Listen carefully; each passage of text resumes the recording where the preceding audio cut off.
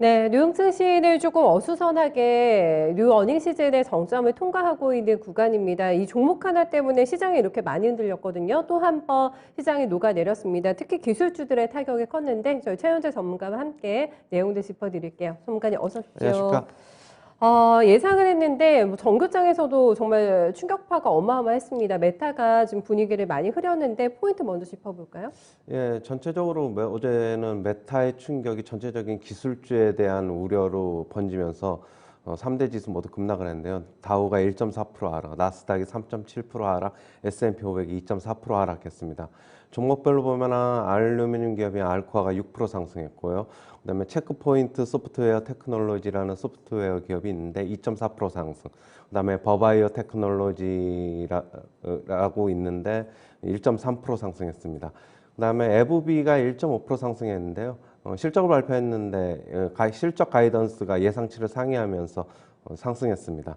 메타가 어제 26.4% 폭락을 했는데요.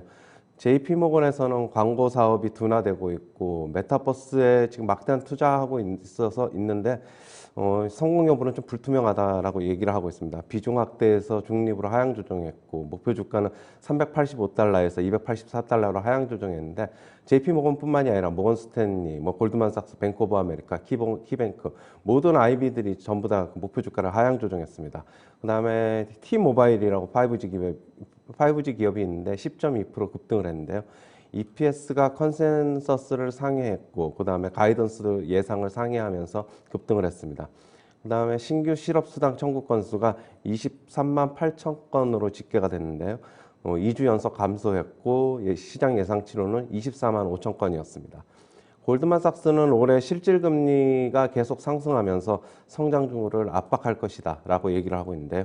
역사적으로 국채금리가 상승하는 시기에는 증시가 하락했다라고 얘기를 했습니다. 금리 인상으로 실질금리를 더 상승시키면은 고밸류에이션인 성장주 투자는 실패 위험이 크다 얘기를 하고 있고요. 단기 채권, 그다음에 원자재, 에너지 섹터를 선호한다 얘기를 하고 있습니다. 모건 스탠리는 지금 단기적으로는 루시드보다 리비안을 더 선호한다라고 얘기를 하고 있는데요. 지금 모두 생산량 확대에 난항을 겪고 있다는 공통점을 가지고 있는데 이런 상황에서는 리비안을 더 선호한다라고 얘기를 하고 있고요. 다만 이제 장기적으로는 루시드가 전기차 시장에서 중요한 기업으로 성장할 것이다 얘기를 하고 있습니다.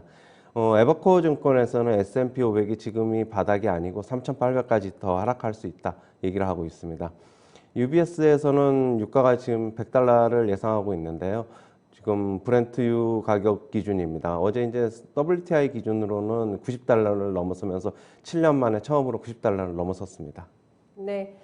여러 가지 뉴스가 나왔습니다. 뭐 뉴욕장만 흔들렸던 거는 아니고, 네, 유럽에서도 드디어 이제 금리 인상 액션이 나올 것 같습니다. 이런 부분들이 시사가 되면서 전반적으로 투심이 많이 좀 불안했던 글로벌 증시 흐름이 좀 포스하게 되고 있는 상황인데, 얘기거리들이 굉장히 많이 나왔습니다. 일단은 저희 BO에서 기준금리 인상을 했고, 라가르드 총재의 발언도 뉴욕장에도 영향을 좀 많이 준 것 같거든요. 어떻게 보셨습니까? 지금 어제 영국에서도 결국에는 또 다시 2번 연속으로 금리 인상을 했고, 네. ECB에서도 금리 인상을 지금 한 것으로 보고 있는데, 그냥 전체적인 전 세계적인 글로벌이 결국에는 인플레이션이 인플레이션으로 좀 고통을 겪고 있다. 저는 그렇게 보고 있고요.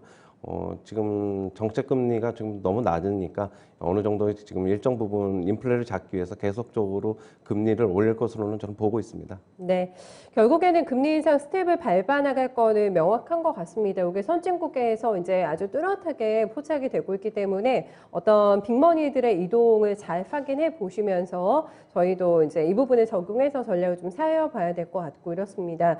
일단은 실적에 대해서 할 얘기가 오늘 저희가 좀 많죠. 네, 메타 오버 언더슈팅이라고 보십니까? 아니면 이 정도 빠질 만한 상황이라고 보세요? 좀 과하게 빠진 것 같네요. 메타. 네. 그게 이제 전체적인 우려, 그러니까 메타가 이제 전체적인 시장 분위기에 휩쓸려서 조금 더 많이 하락한 것으로 보고 있는데 생각보다 상당히 많이 하락해가지고 네. 추세를 다시 돌리려면은 아주 오랜 시간이 좀 걸릴 것으로 보고 있고요. 지금 메타가 아까도 얘기했듯이 뭐 애플의 이제 애플하고 구글 때문에 이제 광고 사업이 좀 타격을 입고 있어가지고 그거에 대해서 많이 좀 안 좋게 좀 보고 있고, 그다음에 메타버스의 지금 성장성 때문에 투자를 하고 있는데 이게 언제 뭐 실적이 바로 나올지도 이제 뭐 불투명하다, 뭐 그런 쪽의 예상이 좀 지배적인 것 같습니다. 네. 네. 하루 만에 시가총액이 2,300억 이상 증발이 됐습니다. 뭐 페북 쇼크였다. 이렇게 헤드라인이 다 정리가 돼서 뉴욕 증시를 보고 있는 상황인데, 그러면 저희 성악개미분들 만약에 들고 계신다면 지금이라도 내가 투매 동참하는 게 나을까요? 아니면은 섣불리 파는 거는 그래도 아니라고 보세요? 지금 뭐 이미 늦었지 않습니까? 어제 뭐 26% 하락을 했는데 네. 뭐 좀 기다려야죠. 뭐 조금 더 추가적으로 조금 하락이 있을 수는 있는데 네. 어제 못 팔았다면 좀 기다려야 될 것으로는 좀 보고 있습니다. 알겠습니다. 항상 요게 타이밍이 중요하잖아요. 좀 늦었다고 판단이 되면 조금 기다릴 줄도 알아야 된다라는 부분 얘기를 해주셨습니다만, 어쨌든 추세 돌리기는 쉽지 않을 거라는 게 뷰라는 거는 요거는 좀 확인해 보셔야 될 것 같습니다. 오늘 장만 쓰고 기업들의 실적이 많이 나왔는데 요걸 확인 못 해가지고 불안감에 더 빠졌던 것 같기도 합니다. 증시가. 다만 실적이 나오고 나서도 반응이 좋은 게 스냅이 괜찮거든요. 스냅이 괜찮게 실적이 나오면서 또 시간 외에서는 폭등세가 나타나고 있고, 이게 결국에는 많이 불안하다는 거죠. 지금 네. 투자 심리가. 그러니까 네. 메타 때문에 앞으로 나올 기업의 실적들도 기술주들 같은 경우에 네. 같이 이제 도매급으로 같이 넘어간 것 같은 이제 인상이 있는데, 네. 스냅 같은 경우는 분기 처음으로 이제 순이익으로 돌아서면서 지금 시간에서는 40% 정도 지금 폭등을 하고 와, 있고요. 40%가 폭등을 지금 하고 아마존 있어요. 같은 경우에도 지금 15% 정도 폭등하고 있는데 네. 지금 매출이 컨센서스를 지금 상회한 것으로 지금 나왔습니다. 아마존 같은 경우에는 생각보다 굉장히 괜찮았어요. 지금 그리고 이렇게 큰 종목이 시간에서 두 자릿수대 급등이다. 이런 것도 굉장히 특이한 동향이 아닐까 싶어요. 아마존도. 예. 원래는 이제 어제 이제 한 7% 정도 안 빠졌으면은 네. 이 정도 상승이 안 일어났을 거라고 저는 보고 있는데 이제 뭐 같이 이제 뭐 실적도 안 나왔는데 네, 같이 이제 빠지다 보니까 실적이 나오면서 일정 부분 좀 되돌림 현상이 있는 것으로는 보고 있습니다. 네. 아마존이 괜찮은 것 같아요. 정글장에서 일단은 너무 우려감에 빠졌어요. 정글장에서 실적을 확인을 못했습니다만은 정확하게 실적 데이터를 보고 나오고 있는 정글장에서 반응들을 체크하면서, 물론 나스닥이 오늘 많이 밀렸습니다만은 조금 더 되돌림의 흐름이 나오게 될지 주말장은 시세를 조금 더 체킹을 해보도록 하겠습니다. UBS 쪽에서 유가 $100 또 얘기가 나왔는데 지금 WTI 기준으로 다시 $90가 돌파가 됐습니다. 네. 이 선을 넘어섰다라는 게 의미가 좀 있을 것 같아요. 근데 뭐 의미라기보다는 제가 이제 WTI 기준으로는 한 $95 정도까지는 갈 것 같다라고 얘기를 했고, 브렌트유가 WTI보다는 한 $3 정도가 더 높다고 보면은 네.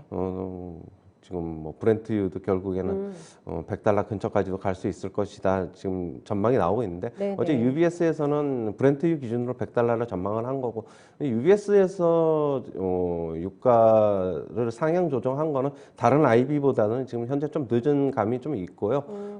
근데 이제 IB들마다 좀 의견은 좀 엇갈리고 있어요. 이게 뭐 일시적으로 이제 $100 갈 수 있는데 여기에 정착을 하느냐 아니면 유지를 못하고 결국에는 또 연말로 가면 하락할 것이다라는 의견도 있어가지고 저는 후자에 좀 무게를 두고 있는 편이어서 일단은 단기적인 뭐 지정 확정 리스크도 좀 겹쳐 있고 뭐 공급 문제도 좀 같이 겹쳐 있는데 일시적으로는 좀 단기적인 모멘텀이 좀 있는 것으로는 보고 있습니다.